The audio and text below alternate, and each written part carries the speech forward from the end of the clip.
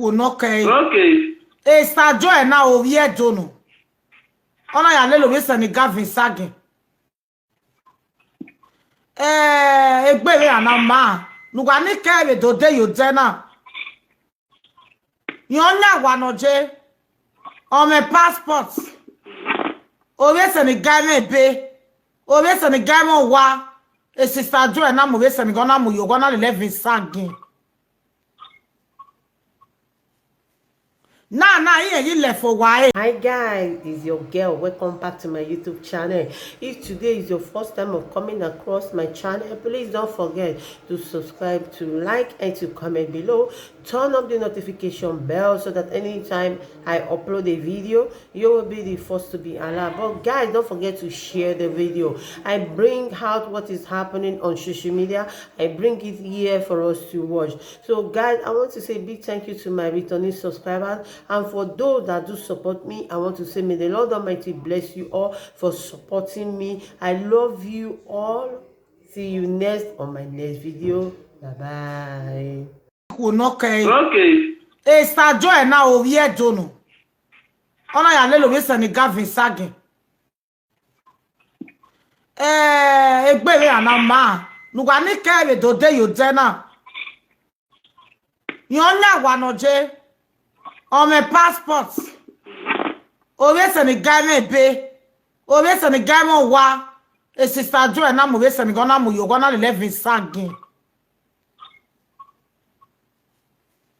Na iye le for wa o le for wa so we Senegal yo wa o orije o baga me ni metade we wa ni mafie o wa ga je o tegon iya we ti jore we resist o iye mi ni o ma no be Star Joy na wa mi go mafie o we Senegal French so we na nya wa we no me passport we no pe na Italy we Senegal French so we e picture we Senegal we go we o we tun you know, governor, on 15 years. How years were Jay Mama? 28 years. 28 years. How years of Senegal? Senegal 25. Okay, where is your Senegal? Senegal 25, 28. Money abu e mama. Mo pa ni mo mo pa. Eganugwa na avesa geni David wa mo pa Nigeria. Eganugwa na avesa geni David wa eva promise egbe. David wa promise egbe. Mommy, my promise egbe now is a man we are. Yeah, see now because my avesa geni egbe which is 3 years back again on ever bana 3 years back. And I have way I know the Amuna Hiri, and go to Allah for. And I have want to be treated without no worry. Well, we when I be treated without worry. No, my way, my apple 3 years back. It's a jelly. Okay, can I be arguing now? We see local. Okay, can I hear the way I do what I do? Our Moko Ajo, one went there. I'm not energy. I'll remember my worry. I was so net and I make up how I can imagine because in I knew me message. In our marriage, said, I've been a while with me for. And there were Bowari. Musia, Arimo, one yard, Joa, were taken away here. Mamma got Polonia, because who will know? Who will know what I mean? Iji, oh, yes, and it can never be. All of one more quad, you way. One now. More than mommy. Iji. Even many of our many of our member and many of our member and you listen, go on for member.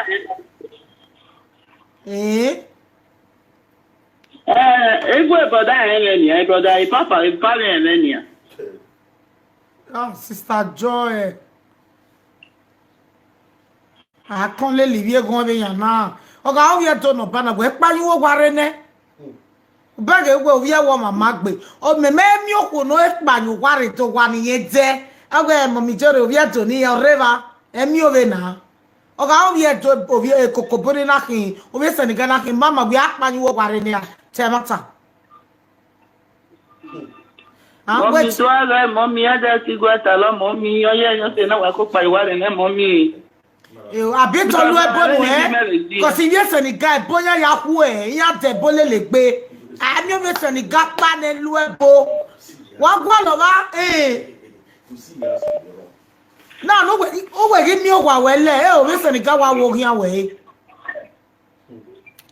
Ah, the boy in the moon, and I'm not grab, you say. Oh, no grab, okay, can move. Oh, why, where? Oh, here, but boot to a boot in our security. Oh, what door by our day with security, you can not do internet. Or do AliExpress. A bad thing, and all the you boy, and I'm here with 2 way at the area. You were gilly. So far, no age, when walking la dodge body. Because that's another now we brought down in my a brother in the moon when he was my very nice bed. On my YouTube. Mommy, very nice boy. I'm problem. No problem. Don't keep me busy because we have one. You can never look at it. Here is a calling me. Oh, what me? I want to know the answer. Then I will we want to be. Dava muche vitali, mama. Dava muche vitali. Mere Barry, yere Napoli. E Barry weje vitali. Barry meje na but a soldier meje. Anya give ya do no na ye. Even me na hina ugwa pa yo gwa were. Do aro were si opia no ma opia na me opia na yo nya wa. Uma bie na o ma bugo do wo hu. Iji.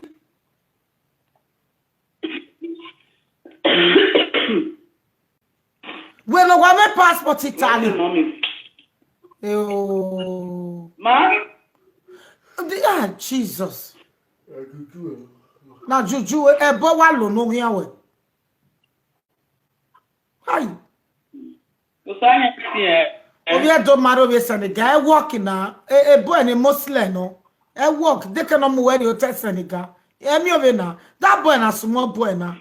E boy no we o kan no ame me ka wo no e. E boy ni o we o kan no. 25 years.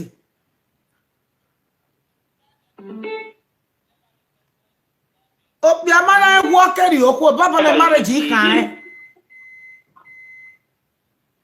25 years. That's what we to the push but we are the one what they were asking we want to sorry na me mo gugu ante. Wa appreciate we ibu abi me mo mi pe wa gugu na. Sado we wa mumesha obi Senegal wa do lu we ya na me webo. Ibi Senegal ni me gi ohun. Bi Senegal ga pu we me Paris. Nigeria wo wa ko no bi Senegal wa do lo we. When I can watch we black French. You can't call her black French. That's who's black French? Who's black French in never be. Okay, can you get to one little while here? Any ya when you go any day? Whether you lele what you report the station, the police don't walk out. When the police don't walk out. Ya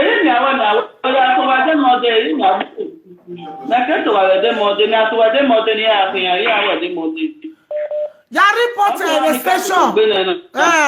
Ya report no kwafua. Obi o kakere no gwe die. No ma so tu no gwe timi kpo giver. On were 28 abi 29, yere 25. Obi o kakere ni ugwa pa na bogwa. Ogwa ne le ba do gwa ni jama de. Ogwa no we wa ye gba wo kan de. Iji. We are watching mere YouTube. We watch. Go remember mama. Eba ma pakitality. Oh, it's a joy. Wa mi oye zene. What wa na second na ri ba. Iso koje. O sa ti we mama.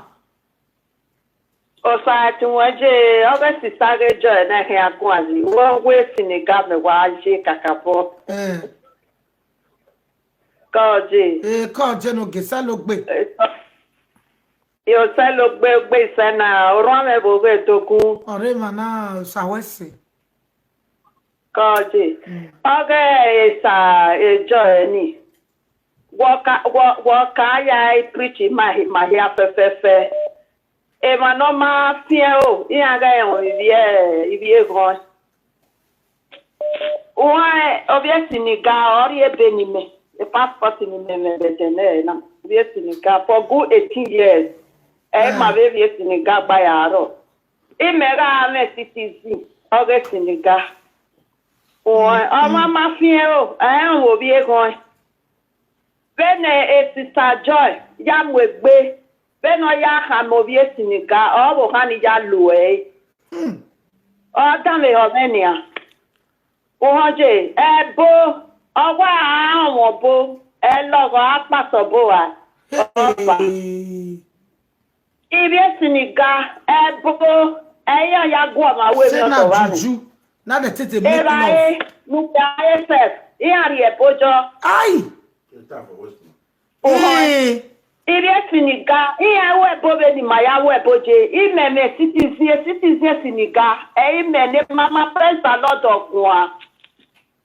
Ibi bega mo here fefe ya Ime yebu ya for good 6 years. Gbere bu ya. Iya force to ya na jodo. Okay. Upo ni pawe mana rudalebe era no.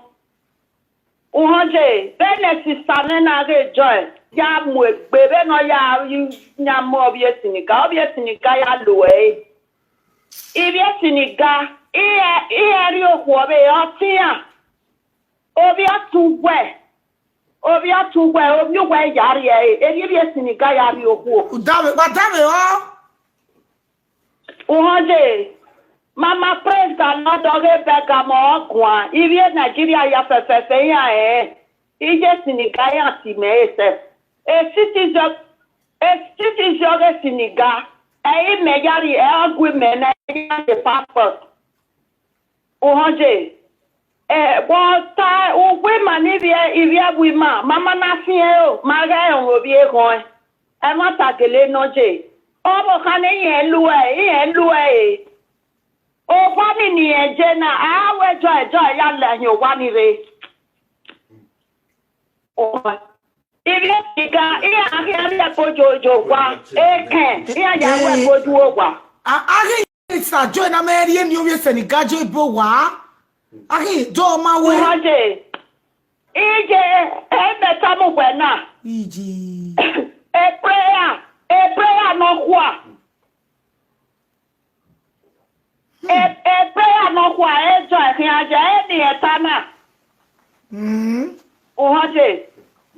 The joy ta prayer no kwa. Here kaka. 3, 4. Ati jo na agorun opagwan ni. 3, Adele na do gwan yi o. Egbere bi France. 4, 3, 1.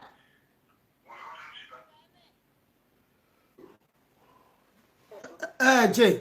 Gwan here un Jay. Wa ke ti aje igane. Eja ya panyo ware na awo awo ri na je na ya panye ba ni re na obi Senegal ke bi amoku obere na o ga ti otion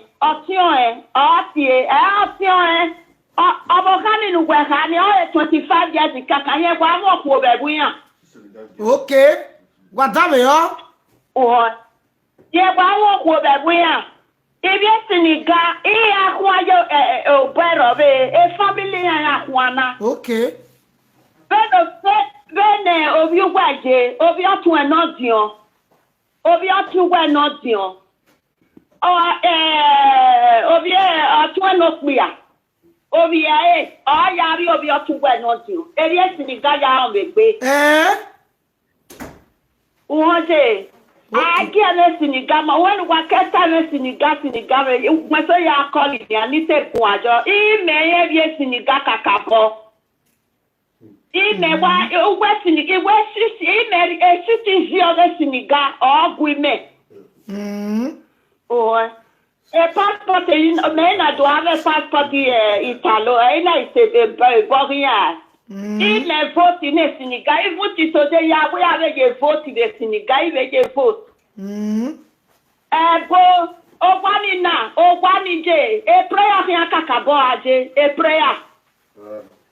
Don't call yari a ben of yes in Ghana, of yes in Gaga Gwyn, okwani giking of obvious in Gaga. Aye! Oh, what book here? A prayer kakabo, I not what the Monday you wanna, I buy your worry. Oh, my. Beno ya nya o dale ho me ni adogo geta obviously ni ga ya luye iye go abo kan ni ge 28 years pajo abo kan ni 25 years oji abo kan ni se jogi ye dear sister Joy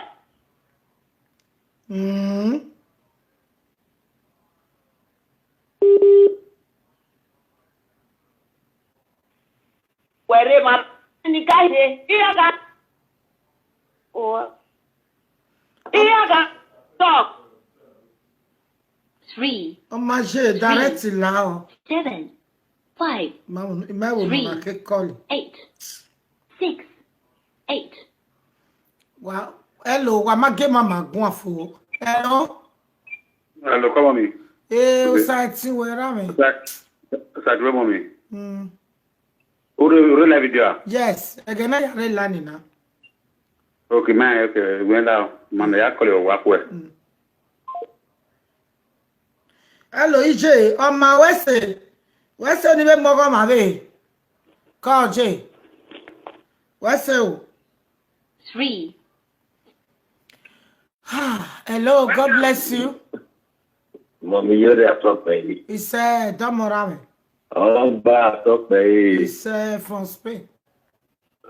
Call you. Don't.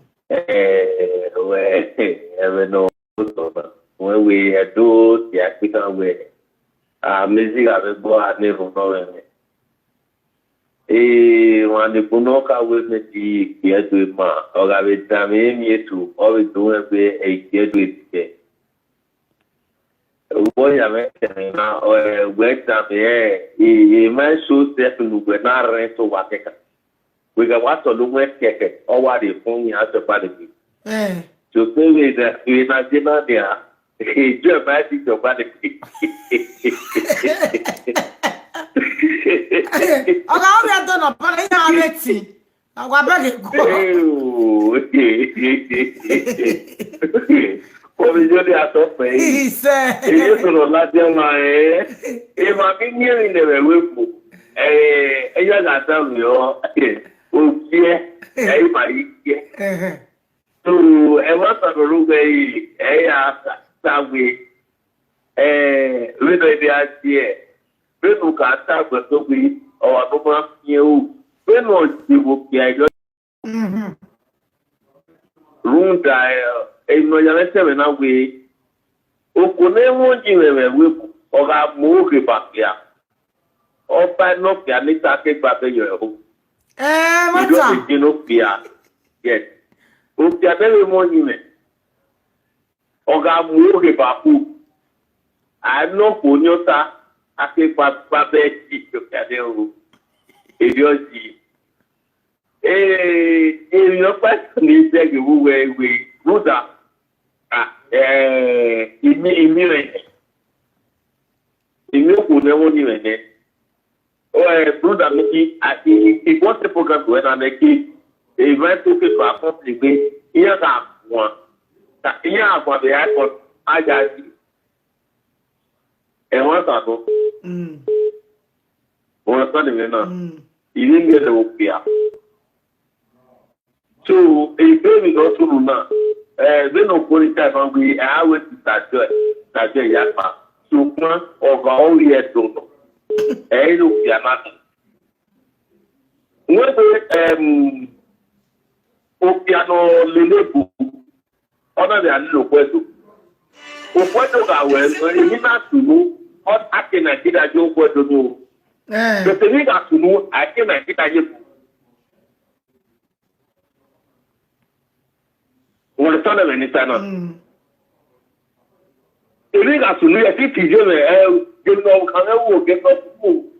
But the leader let it be a man punaro, yet it's the way to step on our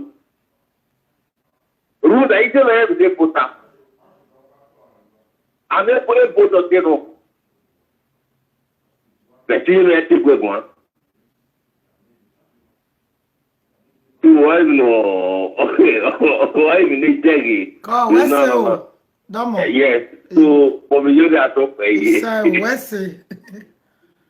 A solution, Maggie Gualona. When I have when you were running. Well, I mean, when you were 25 years in a boy, and now is crossing to 40 years. He might only show a picture, eh? And I 25 years in now. And I boy, we are making a job when I'm making a job, no ask girl, okay? We are me boy, and I okay? All those our beginning, all those our beginning men, no dress, or dress in the of your meal, a dress wrong.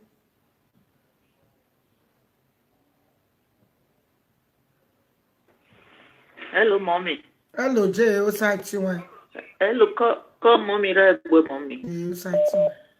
When it's a joy, a topic in a mommy. When it's a joy, threatening every phone, they are very excited. You want way, Yari. Over my friend, TV Senegal, and Maro, Senegal, yes, gay. Emma, a gay. Threatening, they are very excited way. Gay, because. Oh, Mama, what's it? Hello? Hello, God bless you. Mama, I be happy away. What's that you? Yeah, Moira top by. Yeah, okay. Yes, I want to contribute concerning about that woman. You see, these are our women, our Nigerian women for here. The way that they fool women for this abroad is not good. Because if you see most of Senegal boys now, Senegal, Gambia, all those Cameroon, Africans, where our guests carry go the raw meat. When they go to smell to brush it, no problem for them. Now Nigeria guests go carry enter house, they cook up bolo, they give them. When they will eat finish, for guiding, whether they smoke, they will call the talk as they say the useless Nigeria guests. But say whether our Nigeria guests think there be anyhow people. Mostly Italian, right? They see they happen well. Say, charge the useless Nigeria guests, say whether they don't see Nigeria Senegal guests one day for outside. You cannot see Senegal guests where go hand for road. Or you see Senegal guests where they work, where you say go to find Senegal man they go. You go talk to our guests now, they not go green. They prefer to follow Gambia or follow Senegal. What did they give them? That money that they give them? That money that they give them. Okay, whether are the long prick that they find you or a mess where they say they sell, I don't know. Many times you go see some of our for also if you go there to Nigeria, they say no, we don't work. Now they see where Nigeria gets found. But if you Senegal go there, they will carry enter on one side. Gambia go there, they will carry enter one side. Now so that, but after they don't work, I useless their life finish now. That time they will come, they come, you they pray for me. If I Lord do, when they don't useless their body finished. That time they will come, they disturb you. You they pray for me. If I Lord do, this one I go buy house now, put Senegal man for inside. So tell my Senegal man. Osha come up for the house when he buy now. He don't know what he do again now. If you want to go able ask the woman now, may ask her the house when he buy now, whether the Senegal man they even right for the house. Now that one was now, whether he never put the Senegal man name. If you go surprise me now, the Senegal boy, the Senegal guy and I need right put now. If now the guy need right put, you know fix the house again. The house don't turn to the boy. Sure that's something now. You go is not the one all those our ladies. Our guests. I don't know why. I don't know the time for Senegal body. Senegal go pass through now, they go to smell. Well, person where they put for body, our guests is fine. Nobody know. But after they don't work out, this corona carry infection for their body. They will find Nigeria man where they want so many different. See man where go and go marry now, then go they try say, men when they Europe not they get married. I want married them. When you go to talk to them, they go they pretend say no. They don't want Nigeria. That's Senegal they want. Now Gambia they want. Now Cameroon they want. You go marry for okay. If you say born pikin for them now, how you wanted to go Senegal and carry the pikin at the car and go? Where you wanted to go the same? It is too funny for our guests. I don't know what they worry them. I don't know. You can never see Senegal girl and carry for outside. You can never see Gambia woman get carry for outside as a Nigerian guy. You can never see Cameroon get carry for outside. But now girls they carry Senegal enter house, cook up with some more give them job. They go eat finish. And what was They will come them free. No, just fire. It will ask the lady question very well. Whether the house when see banner, whether not be that boy's name be rifle for the house. I go because now the boy name rifle, he know if he do anything. Hi. That is the thing. If you don't be the boy name rifle, now to call the boy police, tell him say no need them begin. They pursue the boy come on. That's why he go back to the house. But if not the boy name rifle, make just up with no say something that want to do regalo for him. That's all. I would want to contribute. My brother talk by. He said, "Where say yo Salobua? Well, you have to tell me where you will look at Bob with me. Hello, God bless you." Hello, Mom, I talk by. Come on, me. He said, "Oh, what Tommy Jimmy?" Kada ye. What talk by? La mommy, it came out the only boy here, the bound, nothing would come and live. Yeah, so he did every year. You.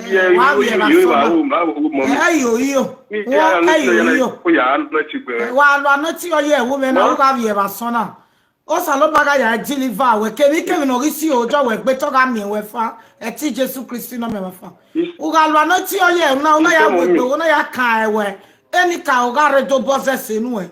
No, yeah, we Boga Weba. Who got a big success with Bona, a teacher to Christina Mefa. He said, he said, mommy, where's it, mommy? Where's it? It's Tajay. The one I 35 years now. This boy is crossing to 40 years.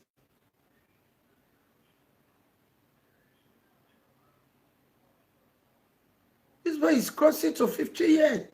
Then they start joy. Very nice girl. We are me twin. We twin. Ah, what do you know again? 9. Hello, God bless you. No, you don't talk about it. Can't be one of Italy, Damo. What's all you know, be or talk by him, no better do a talk by. He said, La Lord, where would you? No, it's a journey and walk on. But my were Italy, especially Italian on Boston. Because I'm here Senegal. Okay, out to Agbe. Although when I am about here, I can be not important in a row. Be my member, no party with them. I did the animal with them. We are read the animal with them. Now, recreation, Gary. And I'm not sure which one you got. Be my especially the other day by me. I'm when you are with any better work for or important in your market. Now, make another get out who gets any got for. Because yes, and Gayan take just the Emibunia Yakia. On your word, they put on the man because I do. One year now, so no important or Nakawa. Not me for business and Ghana. So that I weigh like the 1 million years more banner. Are you on the matter of the year basket? Remember what so no important than the Macam near for business and Ghana. Then I did the other on the way, maybe me and Lily Arriva, and I put and the guapo. I'm going to get your body. So, but a girl awkward for. I'm not be careful with more anything with them things that I'm married, but because and the guy out there, the bully carpet, all those kind of things. So, I was not looking at one little use and that. So, the ring 1 year, because I do call it, not in the Macau get Kawa, Piotis and the guy is buried, or if on a demand, we are near her, near sister, Corona, by your worry, or 1 year. So, I will book a canal. We have once we are near the way that my Lord Bonia, if you would yet to Sabbath. Oh, I can do West again. Oh, what book a canal? Another when you have with one part of the mayor where Maria Carrera lose control. So, we have a piano, maybe money, Repariva. I will Repariva, and now Surania Puma for calling after that. Now, who is a gap when you were worried? That one, okay, one. If not, Jenny Collar, Jenny Collar, Cawessy. Then you'll be standing down, no, what's your wine? No, Jane, Mamma, that I like no variable. Obele ni be Senegal la egi la. Osunu no there is nothing no. The spirit meta man we eni be Senegal or eni ejeba wani ni. Be Senegal. Hey. Eyani Luku. Hello, Sister Joy. Hello, Sister Joy. Ma? Ko eto oge mame o ya no watakpa. Ucho we umerie ni e bagwa. Umerie ni e bagwa we nu de mata. Ogwa nu de umerie ni e ba e mata. Oh mommy. Ole se okumete yo mommy okumete because I asked you me magi go na do ko ibani. Iba na kumete we 700 we. Ini go we ka mi na ni di ene we gbe ni ogun yen gidi. Ini go we ya de no wa. 3,400. Oh, wait 3,400 Italy. Because most hours to talk can mori boy, mori de block the real near boy. Area wow Italy. Mommy, a 4 Jan na askers of a 4 Jan always. Guy village. I knew 30,000 in France. But I look, but the village is 50,000. After the 4 Jan mommy. You go to marry bar working ya pay or young men pay so there away. He may wow one where they go say 100,000 or 200,000. Me now go wait 3,500, you know. Don't manakpa no see I nenu wekpa. Manakpa no see I me wow where maybe 80,000, 50,000. Oh, mommy. Manakpa no see I ne. Gbe wa gwagmo ya tele mata. When we go atawe today no go me wa we na me ma ga be mi owe 35 in Italy. Owe 35 o ko gbo wa ni. Iwo esiti ma wa 2007 ma bo wa ne. Abeni do bok pa we ba. Iye do re ba no re ti a. Mommy ade. What is the ya? Mo ti eja. Nigeria, I na give by Nigeria mommy. Mo ti eja ya ibo ile to arugba mi ani we choroti. Ka boy yes na ka boy yan po iye baba we po le dia. Iye so ta wo ini go ya pay every month. 100 euro no. 100 euro a month. A toilet room where bedroom room where 70. Yeah, I have 70 or 140. A toilet room where yeah. 50 I collect. Only man every week me I collect over 50 no. A toilet room where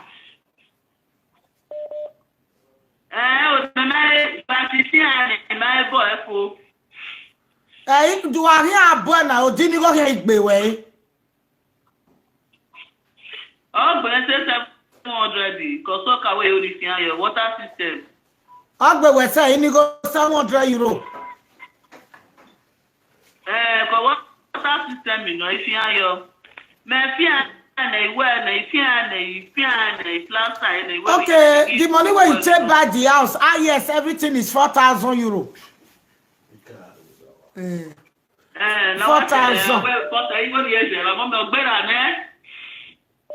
Now wow, me wow, where maybe where the house.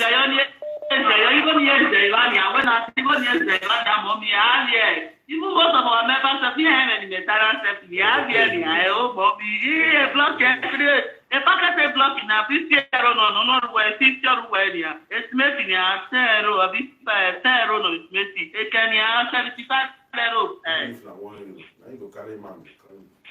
Why no, 1 euro is more when was sister, whatever web boy, soccer way, Ruway, toilet, Ruway, Ukoni, Ruway.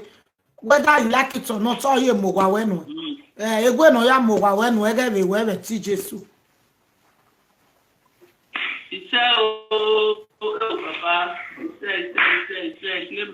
Oh, Moga when no. Again, why now make love? My belly, we neck with a key. And we neck with something like honey. Ona ya we o ri yo wo gbogbo we na ye no ko. Mommy. Gebe. Mommy, I get to sunu na mommy. When about 1 week ago, you give me na ina we call home boy. Come on na one boy. They make one dey do na wa mu. What am yo? Ogwa na ni ke sunu na ye na wa de kon ko ji wo bo. Na we call home boy. Come on wa bo bi. E kon ko na wa fu wo bo de dey wa gbegbe na wa sunu mo we. Okay. Iwa da ga do na wa mu me. Ayi ni pa de ha office ona na do sunu na. Bege go. E bote ka wa lo nu e. Wa le lo ye Senegal na me be. Ya 20 sagien. Sa lo bo me gwa mi dan. We wa mo ye do be camp o mama fe. E bo me ke preaching ma wa. Anybody know yin ma fi o. Ari camp nu agwale ari dare. I dare ri ke fi o we ma bi fi o me. Bi fi mo ne. O ma wi je me. O sa ti we da fun we nu do mi na wo lele we kian. Wo pa ejo. Your mommy. Alléluia Sénégal. O vie Sénégal, il vient Cameroun. Il vient Mali. Il vient Côte d'Ivoire. Gay. Il y a maïzi na lele.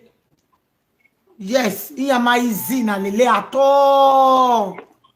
Il vient Cameroun oro, il y a wa jawe wa bielebu. Il vient wa gba ni e don piwe.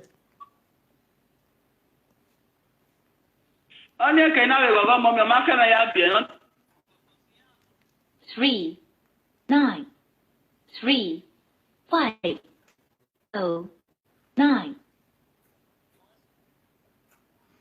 O saloba we segwe o makewe ya bie yo. 3. Igogo nu e. O makewe ya bie yo. Glory be to God. So what's the mommy? God. You may bless. Your mommy. 3. The mama not here yo now. I do we watching. Hello? O makle o la mi we makle. Ino bana vere ge unu gba mu ti me. O makle we gbe jale.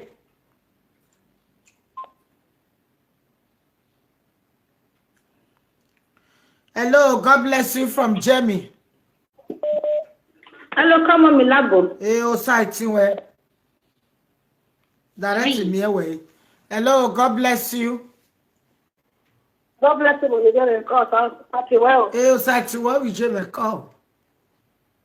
Haji, that might be going to do your apartment today. The work of the Cotanebe. Ti Jesu no re do mi mafa. Oga jame na yakin ogogo nu e. Uga jame o be na yakwo o mi okwe veve kenurie. O pe ga bege wo ri lepo wo ku abege wo ri lepo we. Ti Jesu Christ no me mafa. Ti eni ka ho ise. God remember. God bless you, mommy. Mommy, hello. Hello. Then no call the job. One we belly a bogo already. A cottonalo. They will not say bogo. Oh, connection no. Then a big idea. I bet it's not a big idea. Yeah, Boja. See a big idea. Exagerate de varios. Ya que la veo, va a ser varios. Yo soy mi galla, gabia. Se van a guiar, a una guía o ya guía documentos, guía. Vamos. ¿Y? ¿Cómo se ve se gane? O va cuerpo, o ves que había poco de que bien luego. Van a guía luego. Jesus. Hola, no es. El poco así, ¿vale? El poco. Te van a ir a Tegule. ¿Y? Adora koye Senegal na we Senegal do mere yi ba. Ya cha wo ya pe ba.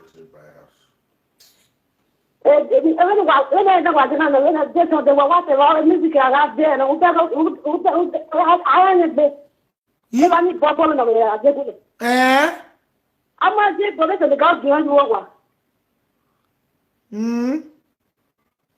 So ma ka gbe ya do te ama wo 3005. Oya bere ni kote. Oya bere no wa. Oh, what bere? Wa we babo. I know what you know what I'm there. He away babo no. Oh, we babo hana. I think I said me. But I don't see you blocking your second. She me come up to the Nia will do. I been a while where I bet you big bag of walking one of weaver. When I come down on a day, a book back here, I bogo. Hey, Jimmy. Oh, we may bow one, no better one. The man no see no why I give you one low. Hello. hello, come on, Milabo. Eh, side to where? How do you want to talk with? Eh, what sorry, Jimmy. What they like in the video now, share the video, please. No,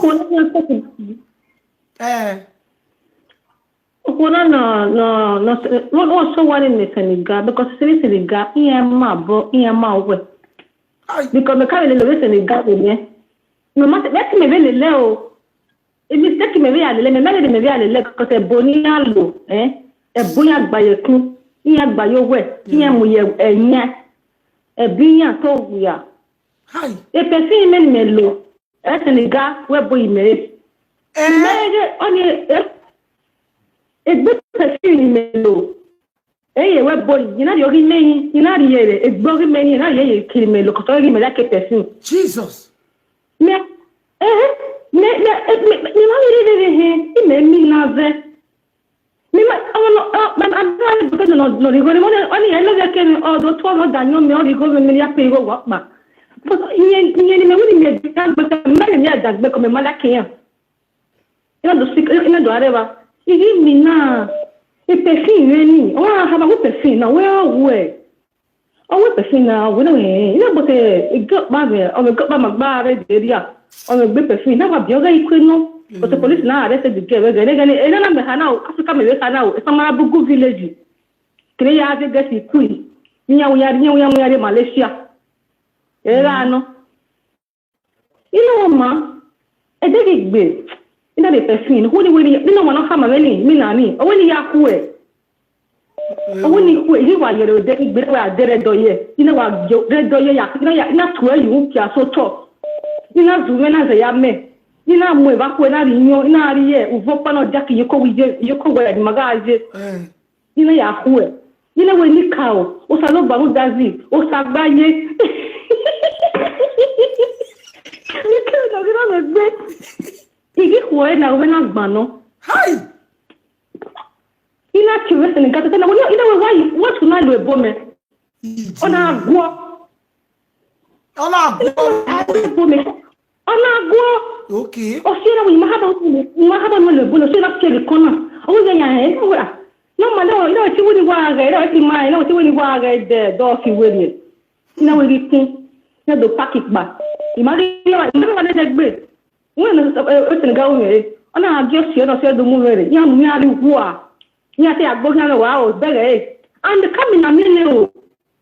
Maybe so dead. You know, not the Jimmy and Eminary. Not the solid border I gbé. No, where there is a with him. May love work at a minute so I will love you. My little war. Not the fear how we Jesus. Ọ̀gá ṣe wọ́n wèrè aláwọ̀ kìnnàrí gbé ọwọ́ ilé gbé pàkàdé náà wọ́n rí ẹ̀dẹ́ àgbé náà yà pàkì àdé ẹ̀ òwúrọ̀ náà kẹsẹ̀ àkókò yà pàkàdé. Mẹ́rin òwúrọ̀ yà rẹ̀ hẹ̀mẹ́ náà travel pàṣẹ ìrí àpá ìmílẹ̀ yìí rẹ̀. Ọ̀ṣọ́ni náà kọ́lì rẹ̀ kọ́lì rẹ̀ ọwọ́ ẹ̀ mami ọwọ́ màá gbé ọwọ́ bìkọ́ ti mọ́rin lọ́wọ́ pàṣẹ òdà wẹ̀ fún mi bí kẹ́ owó jẹ́ àwọn àpá ọ̀tẹ̀ wà á máa that's a best friend of any. Eri wo ya re ni na wa mo ni na we pa na we ko ti love se we na we si si ai ko be me de to be gere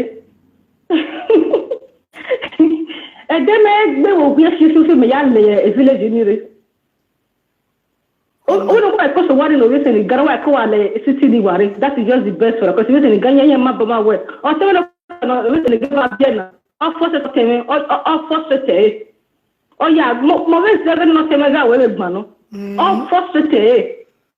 A boy, I live, I mean, I live, no, ameni ya le la no ya ni ya no bi o so azu o ni wa lo tere tu ko ni e do ka do ye body le la no tere me na ru with 3 days that pass me na ru wa we 3 ado ti fi o ma wa jo pa gun ne Gambia mare ni Gambia Senegal majena e ma ga je ga ni o ga to ya bu be ga le bo te ma ade ko o du mo me ni ke Gambia de e boni no lo ni o du le la no tene o te no ya me go o le mo no de be gba o le mo boni le de ro ni na do kana no ti tu ma ko ma ri la me le bai igi wa yo ri ko ni ko ma me ni hu e o wo mo e gba me ni o gbo ri wa mi ni o wa mo ni hu e ko ni o ya le la ni ma ina o ke wa de o ke de magire ina family ko da fa be kayo na ku ye wa ama ye le la ni te ma e me ma le no do so agui o mo pa si da de la ta wo se ya gba se na wo ye ko no yi no wo ge ti mo na wo ye tu ama we se me mo ma we no pass here no wa ko ba we say we wa ko ta we wa ko like and share please. One love, my people. Keep us together forever. Like and share, please. Good evening, my sister. Like and share the video, please. I beg you all in the name of God, please. Hello? I just watching now for live video, mommy. Yes. 3 Hello from Italy. He said, "Wa lo esa juwa." He said, "Oh, wa to mi je mi." We to mom iyore. Satin we mom. Satin we. Emi mara to na me we di me contribute yi mom. O ka we sunu da yi me ne. O ri me o be ma friend yin o. Ma friend yi Senegal to pa because me ma de like am because yin abuya. Ime le ba ni ni ya le la ni ni na. E ta fi o le ga akin. Because ina mo le tafi. Iga mo go le tafi na. Me he ona ri ni we ona ri ari e picture me because e WhatsApp me mo picture me yo. And the status of we WhatsApp e picture buwo. Ona mo picture me about 4 ona ri na fa me ma ona send e giafa. O send e giafa e to pe na do tie na we no do mu me. O ba. O be do mu me me na arugwe car ni e tasuni me na to time down me dey phone na o phone tu me no ya tu ni ona okekie phone ni no keri ye ke no ye phone ni na ona fia ko le WhatsApp o kwa yo boy your mommy me no ya ke WhatsApp ni na me no wa beg picture me le ba friend de picture me and now yo boy yo ye bere we me bere ona wote we ni te escape ni te igwe ena we na igwe me na wa yo boyo e phone ge me wa yo boyo phone na we ni e phone na ena we ni ge phone na so we o ma le le si me na wa ye me we ya ye ni me na screw ni ge afa o division total yo to o ya be ni ya total ni o kile o we inji ena we se de pishi me giafa Ebu we send it to media fa na we go na mo no wo seti ni ro pa. Na wo seti ko be we ya send e ke de ya e time no ya send e. Na we e mi seti ni ebo e seti mi me. Ebo e seti mi me. Ilu ebo dan. Na ilu ebo dan. Wa ge ijeva, wa ge friend ni Senegal. Akita mi anike, wa ge le li Senegal. Iyore ke ni amuwari ya useless life wa.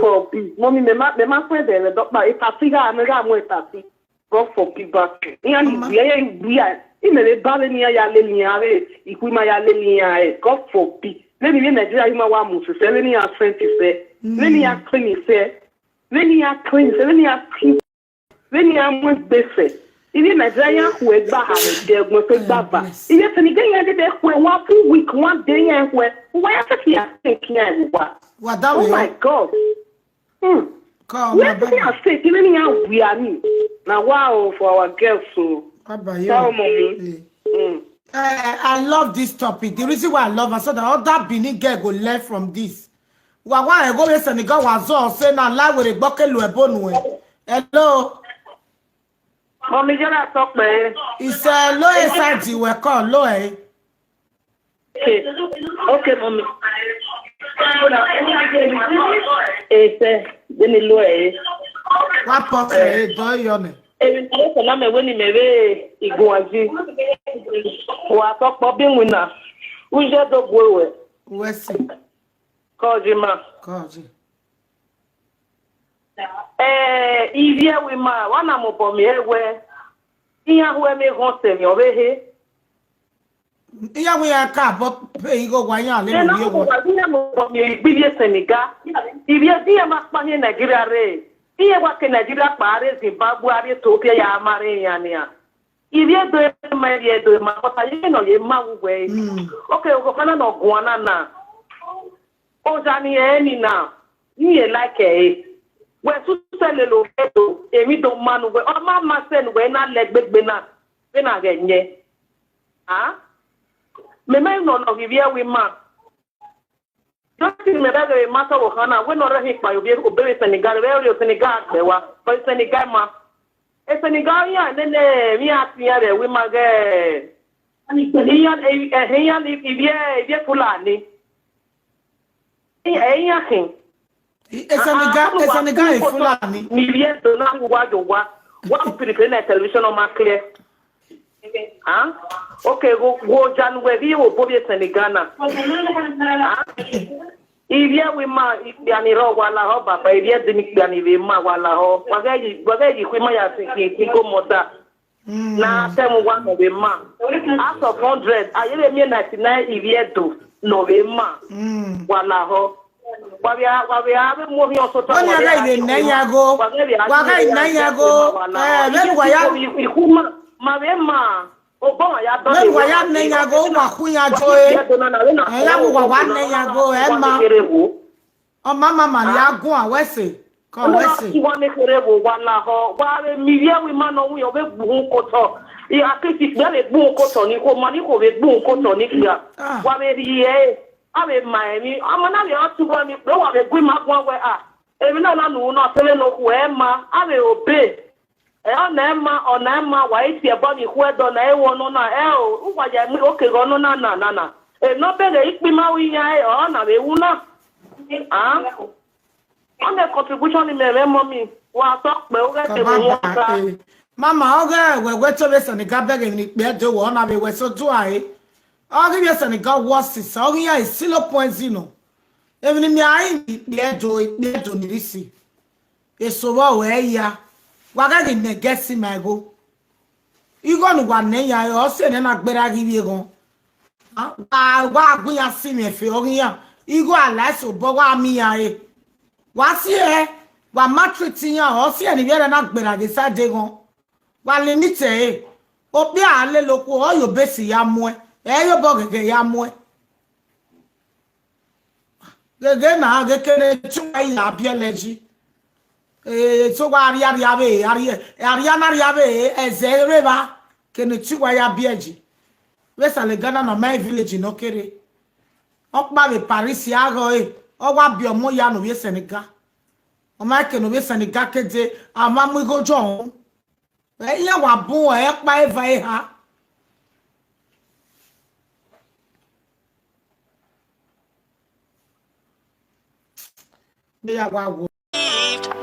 Cause I never wanna play happy families with you, but I like having you around. I'm fully